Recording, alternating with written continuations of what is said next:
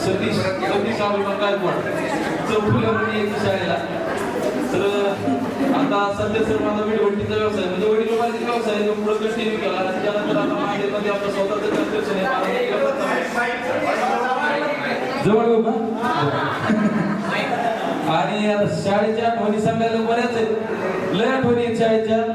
तेवढ्या सगळ्या काही सांगत बसत नाही, एखाद दोन किस्से सांगतो. सर शीतल येण्यासाठी बऱ्याच दिवसापासून जवळजवळ 4-5 वर्षापासून प्रयत्न चालू आहेत. प्रत्येक जण मेसेज टाकते, ग्रुपला नियोजन करतात, ते काय होत नव्हतं सक्सेस. एकदा शेवटी कसं काय ना, मुलींनी थोडा पुढाकार घेतल्यामुळं सक्सेस झालं. आणि माझं एक स्वप्न होतं सर, मी पुन्हा येईन, मी या शाळेत पुन्हा येईन. तर मी आणि सर मी पुन्हा आलोय आणि एकटा राहिलो, एवढे सगळे घेऊन आलोय, या गोष्टीचा मला आनंद आहे. आणि या शाळेने आम्हाला काय दिलं, या शिक्षकांनी आम्हाला काय दिलं, तर सर आठवणीनं सांगतो, तुम्ही जे आमच्या पंखामध्ये सर्वांचे जे बळ भरलं होतं, ते बळ सर आम्ही कधी विसरू शकत नाही. आणि ते बळ आम्हाला आयुष्यात कधीही अपयशी ठरू देणार नाही, एवढी खात्री घेऊन आम्ही पुढे चाललोय सर. आणि दुसरी गोष्ट अशी की बऱ्याच गोष्टी, बऱ्याच आठवणी सांगण्यासारखी आहेत. कैलासने आता सांगितलं की आम्हाला साळुंके सर इंग्लिशला होते आणि सर वाचायला सांगायचे, तर सर वाचायला सांगितलं. पण आता त्यावेळेस आम्ही नेचर शब्द होता, त्याचं स्पेलिंग NUTURE, आम्ही म्हणायचो नटुरे. सर फ्युचर शब्द असायचा, त्याचं स्पेलिंग होतं FUTURE, आम्ही म्हणायचो फटुरे. आणि तसं बघायला गेलं तर सर आमची पिढी म्हणजे 90च्या दशकातली अतिशय भाग्यवान आहे. कारण सर आम्ही टेलिफोन बघितलेत, मोबाईलही बघितलेत, त्यानंतर आम्ही डिझेल रेल्वे बघितली, इलेक्ट्रिक रेल्वे बघतोय, पोस्ट बघितलंय, तार बघितली. आणि सगळ्यात महत्वाचं सर, सांग सकाळ वावराकडे ग्रुपनी जाणारी सगळ्यात शेवटची पिढी आहे आमची.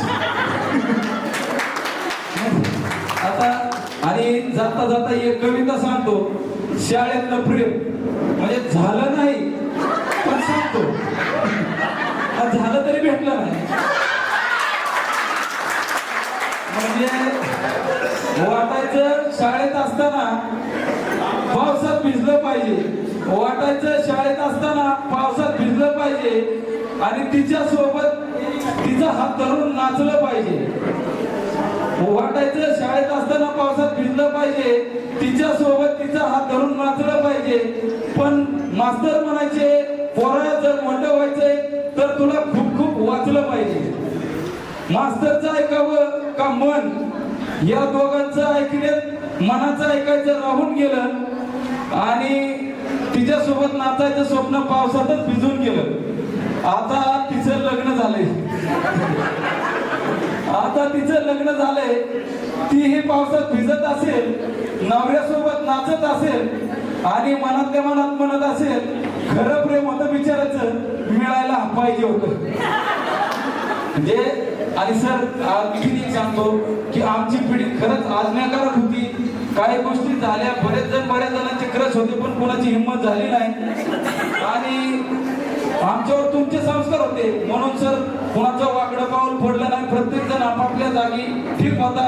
आता इथून पुढच्या पिढ्या बिघडत चालल्यात. आमचे आई बाप तुम्हाला सांगायचे सर याला तुडवा, आता आम्ही शाळेत जाऊ शकतो सर, पोराला जर हात लावला तर बघा. हा बदल आहे सर आमच्या पिढ्यांचा आणि इथून पुढच्या पिढ्यांचा. बोलण्यासारखं लय.